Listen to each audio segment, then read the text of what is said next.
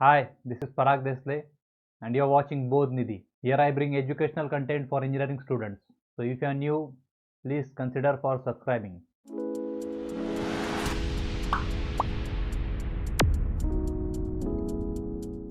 So I now welcome you back in this lecture series on experiments of refrigeration and air conditioning. In the previous sessions, we have seen the trial on vapor compression test rig, then we saw heat pump, and in the last session, we have seen ice plant. In the today's session, I'll be discussing vapor absorption test rig, where we'll be performing trial on Electrolux refrigerator. So let us begin. So this is the content of today's session. We will discuss prerequisites first. जो vapour absorption cycle समझने के लिए हमें उसकी block diagram पता होनी चाहिए. उसके बाद हम इलेक्ट्रोलक्स रेफ्रिजरेटर क्या होता है वो समझेंगे डिटेल में. And then will go for the experimental setup कि सेटअप कैसा है हमारा. सेटअप देखने के बाद ऑब्जर्वेशन टेबल ड्रॉ कर लेंगे. ऑब्जर्वेशन टेबल समझने के बाद हम एक्सपेरिमेंटल सेटअप पे एक्चुअली लैब में जाएंगे, वहाँ पे एक्सपेरिमेंट परफॉर्म करेंगे और उसके बाद वहाँ पे रीडिंग्स लेके कैलकुलेशंस करके फिर कंक्लूजन डिस्कस करेंगे. तो जैसे मैंने बताया कि वेपर एब्सॉर्प्शन साइकिल का ब्लॉक डायग्राम आपको डिटेल में पता होना चाहिए, क्योंकि इलेक्ट्रोलक्स रेफ्रिजरेटर समझने के लिए हमें ये ब्लॉक डायग्राम पता होना जरूरी है. तो हमने पिछले सेशंस में देखा है कि वेपर कंप्रेशन साइकिल कैसे काम करता है. उसमें 4 कंपोनेंट्स होते हैं, जैसे मैंने बोर्ड पे दिखाया है. क्या होता है? इवापोरेटर, जो कि जहाँ पे स्पेस से हीट एब्सॉर्ब हो जाएगा, हमें यहाँ पे कूलिंग इफेक्ट मिल जाएगा. जो भी आपका रेफ्रिजरेंट होगा वो वेपराइज हो जाएगा और वो low pressure low temperature vapour हम क्या करते हैं, कंप्रेसर को भेज के उसका प्रेशर और टेम्परेचर बढ़ा लेते हैं, सो दैट वो एटमॉस्फेयर को हीट रिजेक्ट कर पाए. तो यहाँ पे जाके वो कंडेंसर में जाके high pressure high temperature vapours आती है यहाँ पे, जो कंडेंसर में जाके एटमॉस्फेयर को हीट रिजेक्ट कर देती है. सही है. हीट रिजेक्ट करने की वजह से यहाँ पे मुझे क्या मिल जाता है? लिक्विड मिल जाता है. वो liquid high pressure high temperature होता है, तो उसे मैं एक्सपांशन डिवाइस में, जैसे थ्रोटलिंग डिवाइस हो गया, थ्रोटलिंग वॉल या कैपिलरी ट्यूब, उसमें उसका फ्रिक्शन की वजह से प्रेशर ड्रॉप कर लूँगा. फ्रिक्शन की वजह से प्रेशर ड्रॉप होने की वजह से उसका टेम्परेचर भी ड्रॉप हो जाता है और वो टेम्परेचर माइनस में होता है. तो ऐसा सब्सटेंस हम जब रेफ्रिजरेंट माइनस टेम्परेचर वाला इस कॉइल में भेजेंगे तो वो ये जगह से हीट एब्सॉर्ब कर लेगा और इवापोरेट हो जाएगा. इसलिए इस डिवाइस को इवापोरेटर बोलते हैं और मुझे कूलिंग इफेक्ट मिल जाएगा. तो this is the simple vapour compression cycle, जिसका डिटेल डिस्कशन मैंने पहले सेशंस में किया हुआ है. ठीक है. तो अभी हमें इसके पैरेलली ही वेपर एब्सॉर्प्शन साइकिल भी समझना है. क्या है? यहाँ पे हम देख सकते हैं 4 कंपोनेंट्स है. एक है evaporator, compressor, condenser and then expansion device. Right. तो इसमें से evaporator, condenser and expansion device ये सेम रहेंगे. अभी ये कंप्रेसर जो है वो रिप्लेस करेंगे. अभी ये मैकेनिकल कंप्रेसर है. कंप्रेसर का फंक्शन क्या है? फंक्शन है प्रेशर बढ़ाना. ऑब्जेक्टिव क्या है? टेम्परेचर बढ़ाना. सही है. तो ये जो काम है प्रेशर और टेम्परेचर बढ़ाने का काम कंप्रेसर कर रहा है. तो ये मैकेनिकल कंप्रेसर है. इसके वजह से वहाँ पे एक उसको रन करने के लिए इलेक्ट्रिसिटी लगेगी. पिस्टन सिलेंडर अरेंजमेंट रहेगा. तो मूविंग ऑब्जेक्ट है तो ज़्यादा आवाज़ करता है, ज़्यादा एनर्जी भी कंज्यूम करता है. यस. सो इसको अगर रिप्लेस करना होगा, साइलेंट ऑपरेशन करना होगा, तो क्या करना पड़ेगा? इस इंटेंशन से इन्वेंटर्स ने क्या किया, इस पूरे मैकेनिकल सिस्टम को रिप्लेस किया थर्मल सिस्टम से. मतलब ये मैकेनिकल कॉम्प्रेशन को रिप्लेस किया थर्मल कॉम्प्रेशन से और उस साइकिल को नाम दे दिया वेपर एब्सॉर्प्शन साइकिल. तो अब ये थर्मल कॉम्प्रेशन कैसे करेंगे उसके लिए अभी आप देख सकते हो, मैंने सेम डायग्राम यहाँ पे रिपीट किया हुआ है. क्या है? ये ऑपरेटर भी ले लिया मैंने यहाँ पे, एक्सपांशन डिवाइस भी वैसा ही है और कंडेंसर वैसा ही है. ठीक है. तो ये ऑपरेटर के एग्जिट पे क्या हो रहा है? रेफ्रिजरेंट का हमको, मतलब अगर अमोनिया, अगर मैं रेफ्रिजरेंट पकड़ता हूँ, NH3 is one of the refrigerant, तो NH3 का मुझे क्या मिल रहा है? वेपर मिल रहा है. कैसा वेपर है? Low temperature low pressure vapour. For example 1.5 bar pressure रहता है, -10 -15 डिग्री टेम्परेचर रहता है और वो कौन सा होता है? वेपर फॉर्म में होता है. ये मेरा किसका आउटपुट है? ये ऑपरेटर का आउटपुट है. ये ऑपरेटर से ये रेफ्रिजरेंट इस फॉर्म में बाहर आ रहा है. और कंडेंसर को मैं क्या दे रहा हूँ?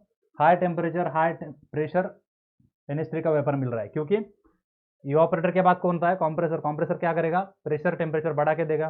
तो pressure temperature high pressure temperature वाला रेफ्रिजरेंट जो कि वेपर है, मैं कंडेंसर को दे रहा हूँ. तो सेम स्टेट मैंने यहाँ पे ले लिया है. ठीक है. इसके बीच में मुझे क्या लगाना है? जो कि मैकेनिकल कंप्रेसर उधर लगाया हुआ है, इधर मुझे लगाना है थर्मल कंप्रेसर. मतलब क्या? कि उसमें मूविंग पार्ट नहीं होना चाहिए. ऐसा कुछ अरेंजमेंट किया जाए कि क्या हो, कि मूविंग पार्ट्स ना रहे. तो वो कैसे करेंगे? तो उसके लिए क्या किया?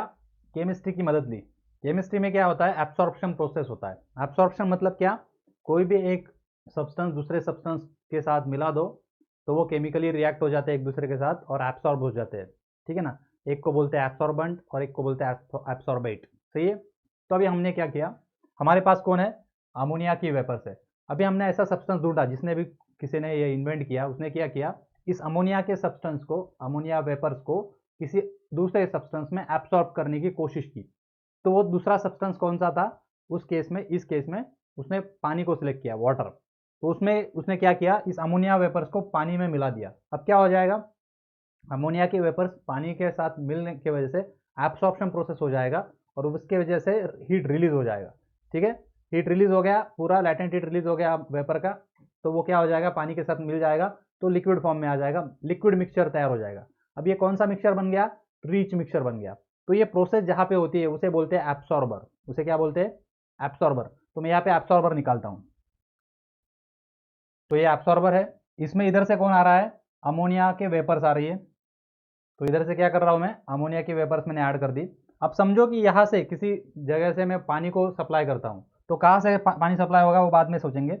अभी फिलहाल हम क्या समझ रहे हैं, यहां से मैं पानी को सप्लाई कर रहा हूं, तो वाटर क्या रहेगा, लिक्विड रहेगा। तो इधर से क्या आ गया, पानी लिक्विड फॉर्म में आ गया।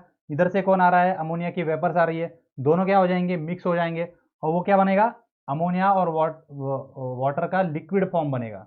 ठीक है ना, अमोनिया अपनी हीट रिलीज कर देगा और लिक्विड में कन्वर्ट हो जाएगा, पानी के साथ मिल जाएगा, दोनों सोल्यूबल है एक दूसरे के साथ। तो यहाँ पे क्या मिलेगा मुझे, रिच मिक्सचर मिलेगा, जो कि पानी में अमोनिया बहुत ज़्यादा है।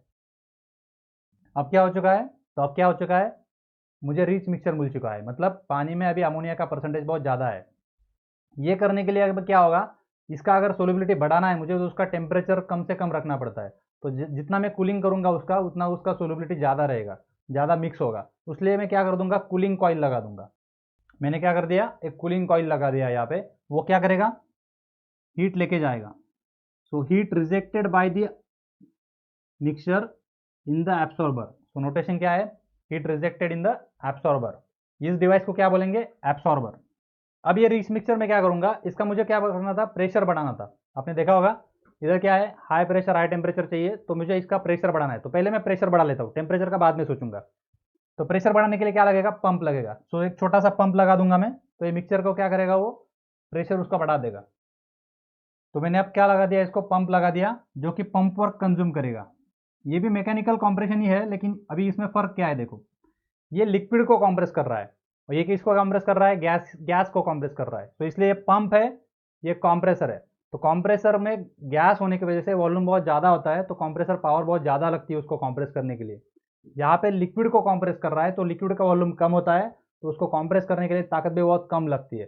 सो बहुत कम पावर हम अभी दे रहे हैं पंपिंग करने के लिए, क्योंकि वो लिक्विड को पंप कर रहा है। तो अभी हमने क्या यूज़ किया, पंप को यूज़ किया इसका प्रेशर बढ़ाने के लिए। तो हमें यहाँ पे क्या मिल गया, हाई प्रेशर रिच मिक्सचर मिल गया। इसे एक्वा मिक्सचर बोलते हैं, एक्वा अमोनिया और एक्वा मिक्सचर बोलते हैं।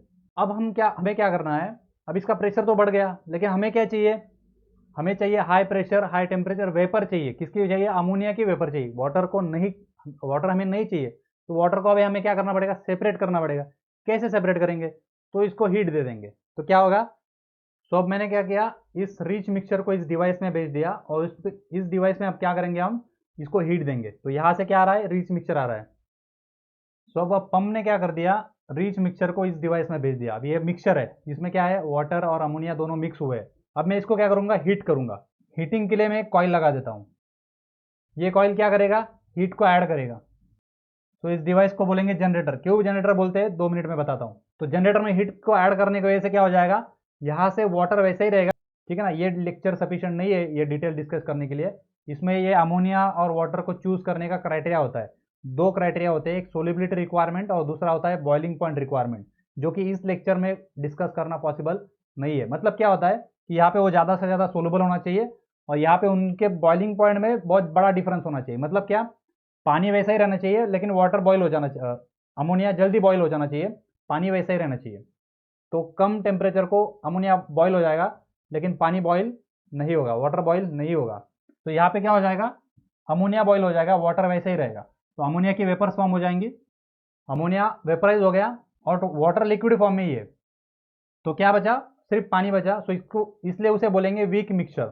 अभी उसमें से अमोनिया निकल गया है, तो क्या बचा, वीक मिक्सचर बचा, जो है पानी है सिर्फ।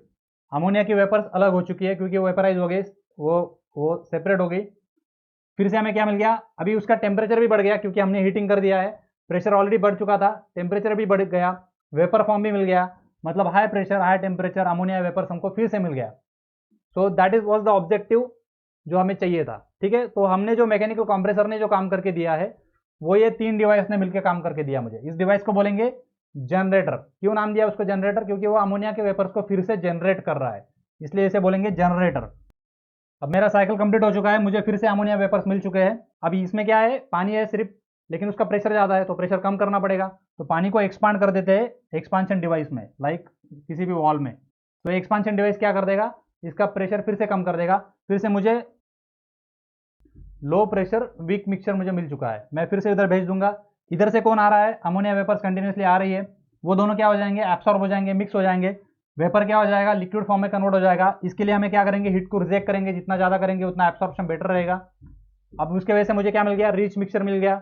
रिच मिक्सचर को क्या कर दूंगा मैं, पहले उसका प्रेशर बढ़ा दूंगा, लिक्विड को कंप्रेस करने के लिए पंप वर्क कम लगेगा, प्रेशर जैसे ही बढ़ेगा वो हाई प्रेशर साइड पे भेज दूंगा। इधर एक जनरेटर रखा हुआ है, उस जनरेटर में क्या करूंगा मैं, हीट ऐड करूंगा। हीट की वजह से क्या हो जाएगा, अमोनिया वेपराइज हो जाएगा क्योंकि उसका बॉइलिंग पॉइंट जल्दी अचीव हो जाएगा, और वाटर का बॉइलिंग पॉइंट बहुत दूर है तो वो वाटर वेपराइज नहीं होगा। अमोनिया फिर से वेपराइज फॉर्म में हो गया, उसका प्रेशर बढ़ चुका था, टेम्परेचर भी बढ़ गया, वेपराइज फॉर्म में भी आ गया, तो मेरा जो मुझे स्टेट चाहिए था कंडेंसर से पहले वो वैसे के वैसे मिल गया। इधर क्या बचा, फिर पानी बचा, वीक मिक्सचर बचा, उसको मैं फिर से एक्सपांशन डिवाइस के थ्रू कहाँ पे भेज दूंगा, एब्सॉर्बर को भेज दूंगा रिसाइकिल करने के लिए। इस तरह से ये सोल्यूशन साइकिल, इसे क्या बोलेंगे, सोल्यूशन साइकिल। और इस साइड में क्या घूम रहा है, रेफ्रिजरेंट घूम रहा है, इसलिए इसे बोलेंगे रेफ्रिजरेंट सर्किट। इस तरह से सिंपल वेपर कंप्रेशन साइकिल में जो मैकेनिकल कंप्रेसर था उसको हमने थर्मल कंप्रेशन प्रोसेस से रिप्लेस कर दिया। उसमें क्या क्या डिवाइसेस ऐड हो गए, 4 डिवाइसेस ऐड हो गए, एक एब्सॉर्बर, दूसरा पंप, तीसरा जनरेटर और चौथा एक्सपांशन डिवाइस। इन चारों को मिला के थर्मल कंप्रेशन होता है। इधर वो एक कंप्रेसर काम करता था, लेकिन फर्क क्या है दोनों में, ये कंप्रेसर बहुत नॉइजी था, ज़्यादा वर्क कंज्यूम करता था क्योंकि वेपर को कंप्रेस करना है। ये कंप्रेशन प्रोसेस साइलेंट ऑपरेशन है और कम कंप्रेशन, लिक्विड को कंप्रेस कर रहा है, इसलिए इसको पंप वर्क भी कम लगेगा, मैकेनिकल एनर्जी कम लगेगा। सो अभी ये बेसिक सिंपल जो ब्लॉक डायग्राम है इसको यूज करेंगे हम इलेक्ट्रोलक्स रेफ्रिजरेटर को समझने के लिए, क्योंकि इलेक्ट्रोलक्स रेफ्रिजरेटर का प्रिंसिपल यही है, लेकिन उसमें क्या किया है, सिर्फ इस पंप को, ये मैकेनिकल पंप जो है वो भी रिमूव कर दिया है और तब बनता है इलेक्ट्रोलक्स रेफ्रिजरेटर। समझो मेरे पास 2 कंटेनर्स है, ये एक कंटेनर है, ये दूसरा कंटेनर है, दोनों कंटेनर सेम है, दोनों को मैंने क्या किया, प्रेशर गेज लगाया, तो दोनों के अंदर का प्रेशर मुझे पता चला कि 20 बार है। How much is the inside pressure, gauge बता रहा है मुझे कि 20 bar is the pressure inside this both containers. ठीक है, 20 बार प्रेशर है, लेकिन इसमें क्या है, इसमें प्योरली अमोनिया भरा हुआ है। फॉर एग्जाम्पल, मैंने एग्जाम्पल लिया है, तो कोई भी एक गैस भरा हुआ है, तो इस केस में समझता हूं मैं कि प्योरली अमोनिया गैस भरा हुआ है। तो अभी जो टोटल प्रेशर है सिस्टम के अंदर कितना है, 20 बार है। एक ही सिस्टम में एक ही फ्लूइड है, तो टोटल प्रेशर जो रहेगा वो सिस्टम का प्रेशर रहेगा, वो एक उसी फ्लूइड का प्रेशर रहेगा, तो is nothing but the total pressure. ये तो समझने में बहुत आसान है। अब मैं क्या करता हूँ, अमोनिया के साथ में इसके अंदर दूसरा एक गैस फिलअप कर देता हूँ। कुछ पार्टिकल्स अमोनिया के हैं, कुछ पार्टिकल दूसरे गैस के, लेटर से हाइड्रोजन है, तो समझो यहाँ पे कुछ अमोनिया है और दूसरा गैस हाइड्रोजन है।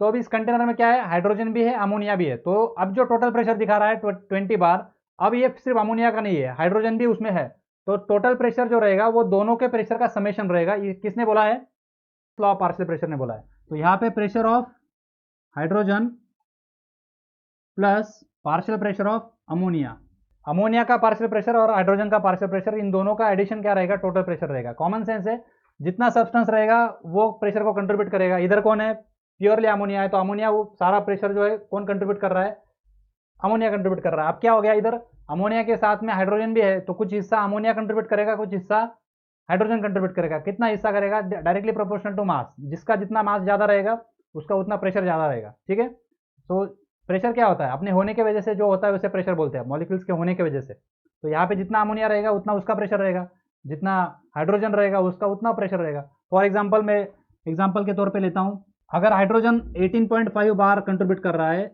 तो बचा हुआ प्रेशर क्या रहेगा, अमोनिया का रहेगा 1.5 बार। ठीक है, तो इस तरह से पार्शियल प्रेशर लॉ वर्क करता है।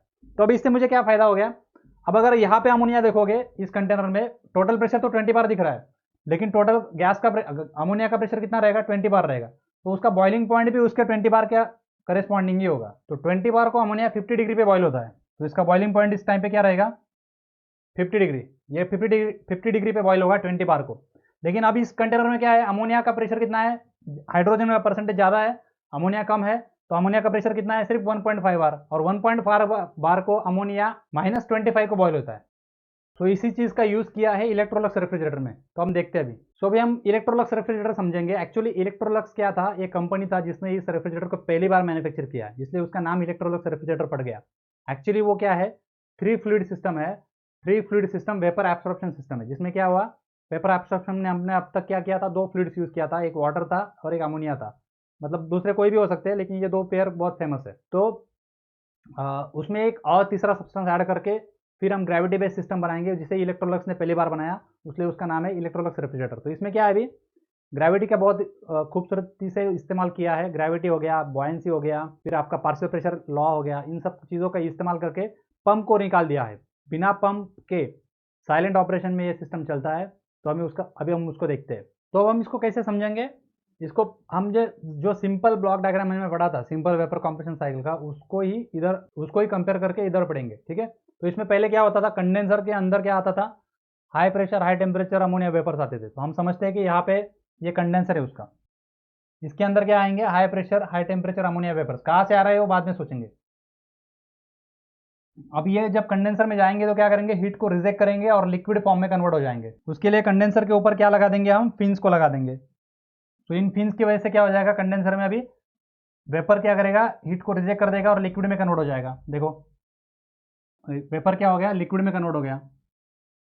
अब ये लिक्विड क्या कर रहा है, कंडेंसर से होके इस यू सील से, ये इसे बोलते हैं यू लॉक, यहाँ पे क्यों लगाया है बाद में बताता हूँ। तो यू लॉक से होके यहाँ पे आएगा अभी। उसके बाद कंडेंसर के बाद क्या होता है हमारा, कंडेंसर के बाद एक्सपांशन डिवाइस होता है, और उसके बाद में कौन होता है, इवापोरेटर होता है। तो अभी हमें एक्सपांशन डिवाइस को यूज नहीं करना है, क्योंकि हमें प्रेशर डिफरेंस नहीं रखना है, क्योंकि हमें पंप नहीं चाहिए बाद में। तो यहाँ पे भी एक्सपांशन डिवाइस नहीं चाहिए। तो क्या करते हैं वहाँ पे, यहाँ पे जैसे हम एक्सपांशन डिवाइस लगाते हैं प्रेशर को कम करने के लिए, इसके अलावा हमने अभी जो पढ़ा पास्कल्स लॉ, वो यूज करेंगे प्रेशर को कम करने के लिए। मतलब क्या, इवापोरेटर में ऑलरेडी एक दूसरा गैस भर के रखेंगे, वो क्या रहेगा, हाइड्रोजन। हाइड्रोजन को क्यों सिलेक्ट किया, क्योंकि वो इनर्ट है, वो किसी के साथ रिएक्ट नहीं होता है, वो सिर्फ होता है उधर। तो हम इवापोरेटर में हाइड्रोजन के पहले से ही फिलअप करके रखेंगे।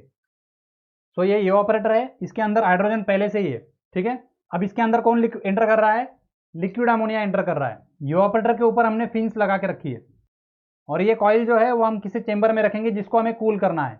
तो इस चेंबर में से वो इवापोरेटर क्या करने वाला है, हीट एब्सॉर्ब करने वाला है। कौन एब्सॉर्ब करेगा, ये जो लिक्विड अमोनिया इधर आया है। अभी लिक्विड अमोनिया अंदर जब आया तो उधर कौन है, ऑलरेडी हाइड्रोजन ऑलरेडी है। तो मतलब क्या, अमोनिया का प्रेशर कम हो जाएगा, अमोनिया को कम जगह मिल गई। तो पार्शियल प्रेशर के लॉ की वजह से क्या हो गया, टोटल प्रेशर अगर 20 बार है और ऑलरेडी 18.5 बार किसने कंट्रीब्यूट करके रखा है, हाइड्रोजन ने, तो अमोनिया का प्रेशर कितना रहेगा अंदर, सिर्फ 1.5 बार। तो अमोनिया का लिक्विड जब अंदर आएगा तो इवापोरेट होना शुरू हो जाएगा, क्योंकि उसका प्रेशर कितना है, 1.5 बार।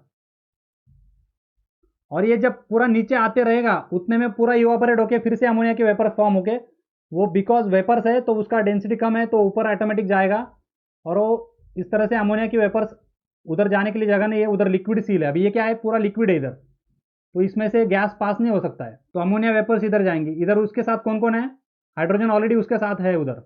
तो इधर कौन जा रहा है, हाइड्रोजन एंड अमोनिया गैस जा रहा है, ठीक है। हाइड्रोजन और अमोनिया गैस नीचे जाएंगे।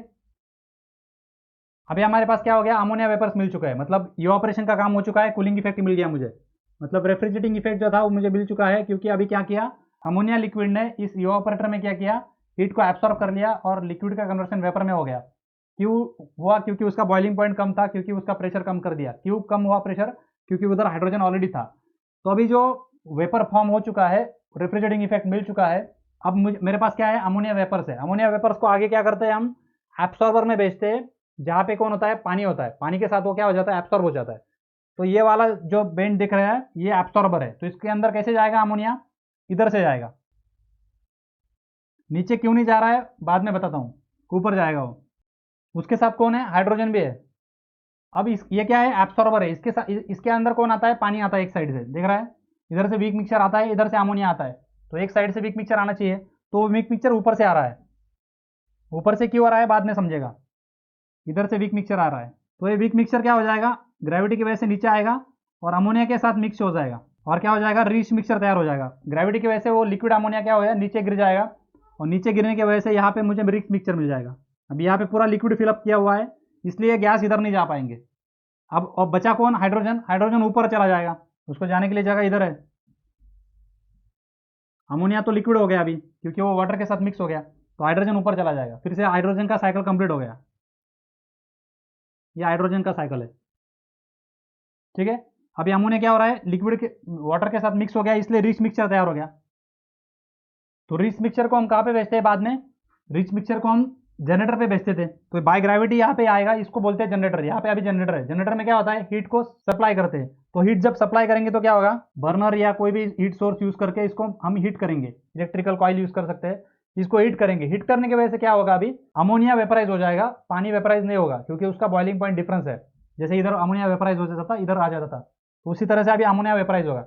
अब क्या होगा, यहाँ पे एक बहुत ही खूबसूरत फिनोमेना होता है, उसे बोलते हैं बबल पंप। इसमें क्या होगा, जनरेटर में, this is generator, ammonia vaporise होने की वजह से वो पानी को ट्रैप करेगा और पानी के बल्क को, एक लम्ब को उठा लेगा, स्लग बोलते हैं उसे। तो समझो अगर ये पानी का एक स्लग इधर ट्रैप हो चुका है, उसके नीचे कौन रहेगा, अमोनिया की वेपर्स रहेंगी। बॉयल होने की वजह से क्या हो गया, अमोनिया के बबल्स फॉर्म हो गए। अब ये बबल क्या होगा, because it is getting heated, उसका डेंसिटी कम हो रहा है तो लाइट हो रहा है, तो उसको ऊपर उठने की कोशिश करेगा। ऊपर उठने की कोशिश करेगा तो उसके ऊपर जो पानी का जो एक छोटा सा पैकेट ट्रैप हो चुका है उसको उठाएगा। इस तरह से ये स्लग्स को क्या करेगा, ये अमोनिया के वेपर्स ऊपर उठाएंगे। ये दोनों जब यहाँ पे आएंगे, यहाँ पे, तो वो सेपरेट हो जाएंगे, तो पानी क्या हो जाएगा, बाय ग्रेविटी नीचे गिर जाएगा और ये यू सेल में बैठ जाएगा इस तरह से, और ऊपर क्या जाएगा, अमोनिया चला गया। इस तरह से हमें कंडेंसर में फिर से अमोनिया मिल गया, प्योर अमोनिया वेपर। इसे बोलते हैं सेपरेटर। यू सील क्यों रखा है, क्योंकि इधर का हाइड्रोजन जो है इधर नहीं जाना चाहिए, इधर के गैसेस इधर ऊपर नहीं जाने चाहिए, इसलिए यहाँ पे यू सील रखा है, यहाँ पे भी एक यू सील रखा है।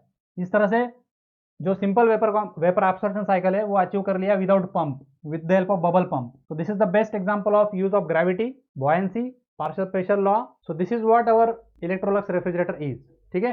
अभी हम हमारा एक्सपेरिमेंटल सेटअप देखेंगे। तो इसमें क्या होता है, जैसे आपने देखा है कि यहाँ पे ये ऑपरेटर है और इधर क्या है, जनरेटर है। तो हमें ये दो कंपोनेंट इंपॉर्टेंट है उसका परफॉर्मेंस मेजर करने के लिए, क्योंकि ये मेरा आउटपुट है रेफ्रिजरेटिंग इफेक्ट ये ऑपरेटर में, और ये जनरेटर मतलब इनपुट है जो मैंने पावर सप्लाई किया। इधर पंप है ही नहीं, तो इधर मैंने हीट एनर्जी सप्लाई कहाँ पे की, सिर्फ जनरेटर में की है। तो ये मेरा खर्चा है, ये मेरा आउटपुट है। तो output upon input is what, coefficient of performance. तो एक्चुअल कोएफिशिएंट ऑफ परफॉर्मेंस अगर मुझे मेजर करना है इस सिस्टम का, तो क्या करना पड़ेगा, तो ये इलेक्ट्रोलक्स रेफ्रिजरेटर हमारे पास होगा, ये डिवाइस लगा रहेगा, उसका ये ऑपरेटर जो रहेगा एक कैबिनेट में उसको ट्रांसफर करके, उस कैबिनेट को इंसुलेट करके फ्रिज बनाते हैं हम, जैसे हमारा घर का फ्रिज होता है वैसे इलेक्ट्रोलक्स रेफ्रिजरेटर भी होता है। उसका ये जो ऑपरेटर कॉइल होता है वो फ्रिज के अंदर होता है, और ये बाकी सब कुछ कहाँ रहेगा, बाहर रहेगा। तो ये फ्रिज के अंदर जो इवापोरेटर कॉइल है उसको कितना हीट दे रहे हैं वो हम अगर काउंट कर सके, दैट इज रेफ्रिजरेटिंग इफेक्ट। और ये जनरेटर को जो हीटर लगाया है उसको कितना हीट दिया, उसको कितना एनर्जी दिया वो काउंट कर सके, तो हमारा वो जनरेटर पावर हो गया, ठीक है ना। तो कैसे करेंगे, उसके लिए हम क्या करेंगे, इवापोरेटर में एक एक्स्ट्रा बल्ब रखेंगे। अब क्या होगा, बल्ब को हमने इलेक्ट्रिसिटी कनेक्ट कर दिया है, तो यहाँ पे एनर्जी मीटर लगा दो या वोल्ट मीटर, एम मीटर लगा दो, आपकी मर्जी। हमने प्रीवियस सेशंस में क्या किया था, ऐसे डिवाइस को हमने एनर्जी मीटर लगाया था प्रीवियस ट्रायल्स में।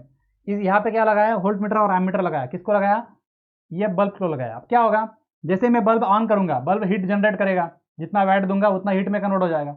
वो हीट कहाँ जाएगी, वो ये इवापोरेटर का कॉइल एब्सॉर्ब कर लेगा, मतलब रेफ्रिजरेटिंग इफेक्ट मिल गया मुझे। तो मतलब कितना कूलिंग हो रहा है, जितना बल्ब दे रहा है। अगर स्टेडी स्टेट आ जाता है अब 2 घंटे बाद, क्या हो जाएगा, जितना बल्ब जनरेट करेगा उतना कौन ले लेगा, इवापोरेटर का कॉइल ले लेगा। तो ये हो गया हमारा रेफ्रिजरेटिंग इफेक्ट। कैसे गिनेंगे, voltage into current, volt into current कर देंगे तो वैटेज में आंसर मिल जाएगा। सो रेफ्रिजरेटिंग इफेक्ट का रेट मिल गया, कितना रेट से वो हीट एब्सॉर्ब कर रहा है। ये हो गया आउटपुट। इनपुट कैसे काउंट करेंगे, इधर मैंने हीटर लगाया तो हीटर को क्या करेंगे, वोल्ट मीटर और एम मीटर कनेक्ट कर देंगे, उनका मल्टीप्लिकेशन ले लेंगे तो समझेगा कि हीटर कितना हीट कंज्यूम कर रहा है, कितना एनर्जी कंज्यूम कर रहा है हीट जनरेट करने के लिए। तो ये इनपुट हो गया। इन दोनों का रेशियो लेंगे तो क्या मिल जाएगा, actual coefficient of performance of the vapour absorption cycle मिल जाएगा। अभी हमें क्या करना है, कार्नोट सीओपी फाइंड करना है। तो कार्नोट सीओपी क्या होता है, इसके लिए आपको थ्योरी लेक्चर्स में वेपर एब्सॉर्प्शन साइकिल का एनालिसिस करके उसका कार्नोट सीओपी कैसे फाइंड करते हैं वो पता होना चाहिए। उसके लिए हमें क्या लगता है, टेम्परेचर्स लगते हैं। तो कौन कौन से टेम्परेचर्स लगते हैं, तो कंडेंसर का टेम्परेचर हमें पता होना चाहिए। तो हमने क्या किया, कंडेंसर के यहाँ पे एक थर्मोकपल माउंट कर दिया। जनरेटर का टेम्परेचर पता होना चाहिए, तो जनरेटर के यहाँ पे एक थर्मोकपल माउंट कर दिया। फिर हमने इवापोरेशन के बाद वाला, मतलब एक्सपांशन के बाद वाला टेम्परेचर T3 जो लोएस्ट टेम्परेचर रहेगा सिस्टम में, वो गिनने के लिए यहाँ पे एक थर्मोकपल माउंट कर दिया, क्योंकि ये इवापोरेटर के बाद वाला टेम्परेचर है। और बाद में एब्सॉर्बर के बाद वाला, एब्सॉर्बर के यहाँ पे कितना टेम्परेचर है, तो T4 यहाँ पे माउंट कर दिया, एब्सॉर्बर के बाद वाला टेम्परेचर। तो इस तरह से ये 4 टेम्परेचर मेजर कर लेंगे। और कैबिनेट के अंदर कितना टेम्परेचर है वो गिनने के लिए हमने T5 कैबिनेट के अंदर रखा है, वो सिर्फ हमें अंदाज़ा आने के लिए कि कूलिंग हो रहा है नहीं हो रहा है, इसलिए। ठीक है, तो इस तरह से 5 टेम्परेचर काउंट कर लेंगे। Volt meter ammeter of the bulb count करेंगे, volt meter ammeter of the generator find कर लेंगे, ये ऑब्जर्वेशन टेबल में नोट करेंगे। तो ये उसका ऑब्जर्वेशन टेबल है। ऑब्जर्वेशन टेबल में जैसे मैंने बताया 5 टेम्परेचर हम नोट करेंगे, इवापोरेटर लोड के वोल्ट मीटर एमीटर के रीडिंग्स लेंगे और जनरेटर लोड के वोल्ट मीटर एमीटर के रीडिंग्स लेंगे। चारों टेम्परेचर थर्मोकपल्स कहाँ पे माउंट किए मैंने ऑलरेडी बताया है। तो अभी हम एक्सपेरिमेंटल सेटअप पे जाते हैं, वहाँ पे ट्रायल परफॉर्म करेंगे, रीडिंग्स लेंगे। आप ये ऑब्जर्वेशन टेबल नोट कर लो, ठीक है, और फिर हम उसके कैलकुलेशंस करेंगे।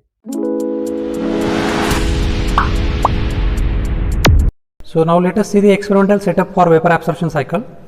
This is a fridge which is working on vapor absorption system, where inside there are 2 light bulbs we have provided for heat source as a evaporator load, and there is a temperature indicator number 5, that is cabinet temperature. Then we can see the control panel. This is the main switch for controlling this voltmeter and ammeter for generator. So once we switch on this, generator can be given the energy input, and this voltmeter and ammeter is connected to the evaporator with the dimmer. So this is for light bulbs that we have provided, and that will be switched on by switching this switch. So this switch is for this voltmeter and ammeter. This is controlled with the main switch. There is a temperature indicator which will show us these 5 temperatures. Out of this, first 4 are important. 5th one is the cabinet, 5th one is the cabinet temperature that will be required to monitor the constant cabinet temperature. So let us switch on this setup, where we can see that currently cabinet temperature is 26.8. Now I have switched on the generator heat, so we can see that it is around 130 volts and 330 milliamperes. So and evaporator load is off now, that is why the both readings are 0. We will have to allow this for steady state. Let us drop this cabinet temperature up to 15 degrees Celsius, and then we will apply the load for the evaporator. Okay. Now after almost 2 hours, we have obtained the cabinet temperature as 13.7 degrees Celsius. So now we can switch on the load on the evaporator, and we can manage it with the dimmerstat. So this is the trial and error method, and after switching on this load, we will have to maintain this cabinet temperature at constant value. So for that purpose, we will have to have some trial and error. So let me switch on the load. So we can see that this light bulb is 200 watt bulb, which is switched on now. Let me you can see that with the help of this dimmerstat you can control the power. So here I have reduced the power of that light with the help of dimmer. I can again reduce this, I can again reduce this. So in this way we have to keep this voltage such that the cabinet temperature remains constant. Means what? Whatever the heat produced by the bulb should be carried by the evaporator coil. If the heat transfer rate is constant, then the cabinet temperature will become constant, and if such a situation occurs, we will take the readings for this voltmeter and ammeter. So let us set it at any value. This is the trial and error, so I will increase slightly. So and we will wait for 15 to 20 minutes to monitor this cabinet temperature. Once it becomes constant, we will take the readings. Now almost after 15 to 20 minutes, we have achieved constant cabinet temperature of 18.7 degrees Celsius. So now we can record that voltage for the generator is 150 volts and current as 339 milliamperes, and we can record the same for evaporator as 250 volts and current as 250 milliamperes. Then we can take the readings for first 4 thermocouple temperatures. So first one is, that is generator temperature, which is 86 degrees Celsius. Then condenser temperature is 37.7 degrees Celsius, and evaporator temperature is 8.5 degrees Celsius, and the absorber temperature is 35.7 degrees Celsius. So with these 4 temperatures we can find out the Carnot COP.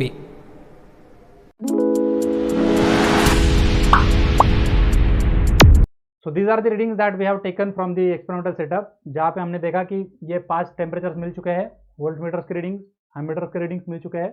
अब हम calculations करेंगे। सो आपने अगर trial लेते वक्त note नहीं किया होगा तो अभी नोट कर लो, कैलकुलेशंस में यूज करेंगे। तो पहले हमें क्या करना है, अभी कार्नोट सीओपी फाइंड करना है। कार्नोट सीओपी के लिए क्या लगता है, सारे टेम्परेचर जो होते हैं केल्विन में चाहिए होते हैं। तो हमने टेम्परेचर्स को क्या कर लिया, पहले डिग्री सेल्सियस का कन्वर्शन केल्विन में कर लिया है, ठीक है।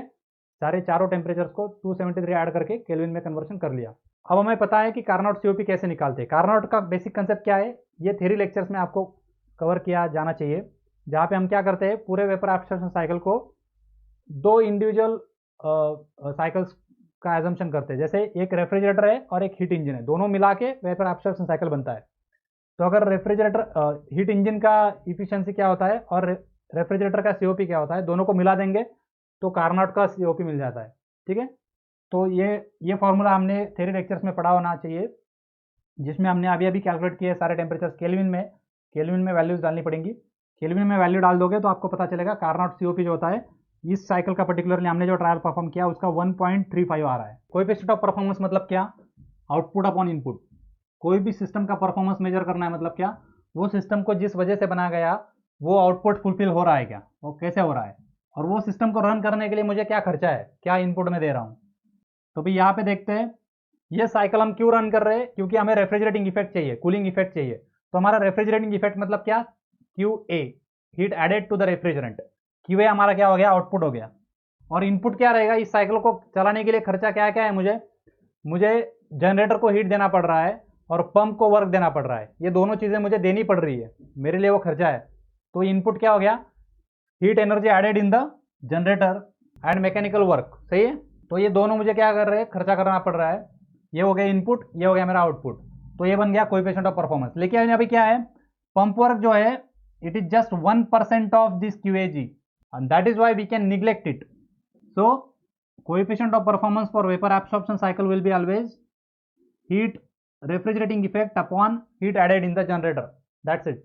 अभी हमें क्या करना है, actual coefficient of performance find करना है। जैसे मैंने बताया कि हमने क्या किया है, इवापोरेटर में एक बल्ब रखा है, तो इवापोरेटर का वोल्ट इनटू करंट, और जनरेटर में हमने एमीटर वोल्टमीटर कनेक्ट किया, तो जनरेटर का वोल्ट इनटू करंट, इनका रेशियो ले लेंगे तो क्या मिल जाएगा, एक्चुअल कोएफिशिएंट ऑफ परफॉर्मेंस मिल जाएगा। तो evaporator load upon generator heat, evaporator load का V इंटू आई अपॉन जनरेटर का V इंटू आई, वैल्यूज डाल दिया मैंने, तो वैल्यू आंसर आ गया 1.229। So that is what the actual COP। Carnot का ज़्यादा आया था, एक्चुअल का कम आया, तो इसका क्या रीज़न है, कंक्लूजन में डिस्कस करेंगे।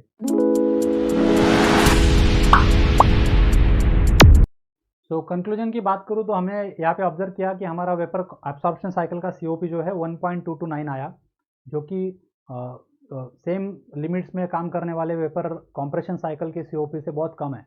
वेपर कॉम्प्रेशन साइकिल बहुत ही इफिशिएंट होता है, बिकॉज वहाँ पे एक स्पेशल कंप्रेसर लगा हुआ है प्रेशर को चेंज करने के लिए, प्रेशर राइज करने के लिए। यहाँ पे क्या होता है, पूरा बबल पंप के ऊपर डिपेंड है और ग्रेविटी के ऊपर डिपेंड है। So effectiveness of the system is very poor. दूसरी चीज़ हमने ऑब्जर्व किया कि वेपर एब्सॉर्प्शन साइकिल का एक्चुअल COP जो है वो कम है कार्नोट COP से, क्योंकि कार्नोट COP जो हमने फाइंड किया वो आइडियल एजम्पशंस के ऊपर डिपेंड है, जिसमें हमने इरिवर्सिबिलिटीज एज्यूम किया हुआ है। आइडियल हीट इंजन और आइडियल रेफ्रिजरेटर को एज्यूम करके वो फार्मूला डिराइव करके उसमें हमने कार्नोट COP फाइंड किया। इसलिए और इसमें क्या है, प्रैक्टिकल एक्चुअल COP में लॉसेस हो चुके हैं, इसकी वजह से उसकी वैल्यू कारनोट COP से कम है. So that is what the today's trial. I hope you enjoyed this session. अगर आपके कोई सजेशंस है तो प्लीज़ कमेंट सेक्शन में मुझे बताइए. आपके कोई क्वेश्चंस रहेंगे तो भी आप कमेंट सेक्शन में पूछ सकते हैं. I will answer them definitely. If this video is useful for you, please hit the like button, share with your friends and subscribe my channel. Thank you very much.